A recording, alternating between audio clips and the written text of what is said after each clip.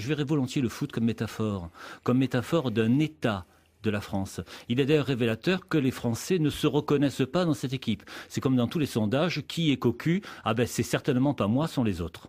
Alors, on ne se reconnaît pas parce qu'ils ont perdu, mais bien sûr, mais ils se reconnaissaient en 98 parce que au fond, les grandes joies sont muettes. On est totalement d'accord dès que on est heureux.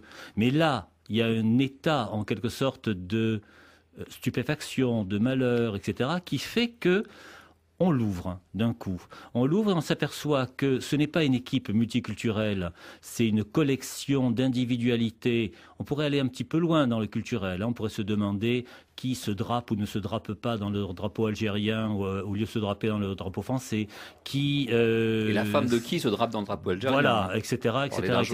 Enfin, on a quand même droit, quand on est l'épouse d'un footballeur, de se draper dans le drapeau qu'on veut. Non, mais c'est quand même pas le problème de l'équipe de France aujourd'hui. Il faut voir une chose, 98, c'était une fiction. On a vécu sur une fiction depuis 12 ans. On aurait dû faire attention, par exemple, à 2001.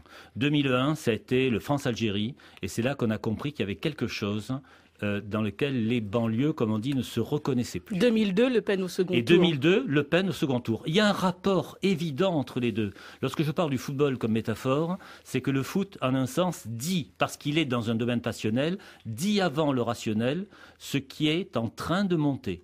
Et ce qui est en train de monter, c'est une France qui n'est pas du tout multiculturelle, c'est une France qui est éclatée, qui est une juxtaposition de communautés. Chaque fois que j'entends à la radio, à la télé, le mot communauté, j'ai une envie folle de sortir mon revolver, comme disait l'autre, parce que nous étions une France unique, unie et républicaine, et que c'est ça qui est en train de voler en éclats. Et ce que le comportement des joueurs français a montré, c'est effectivement que la République, en l'état, est morte. Et cette fois-ci, il faut bien voir que le foot, c'est la continuation de la politique par d'autres moyens, comme aurait pu dire Clausewitz s'il s'y était intéressé. Et c'est là que l'on retrouve effectivement l'état de l'État actuellement, c'est-à-dire que ce que le foot montre, c'est ce qu'est devenu effectivement la République.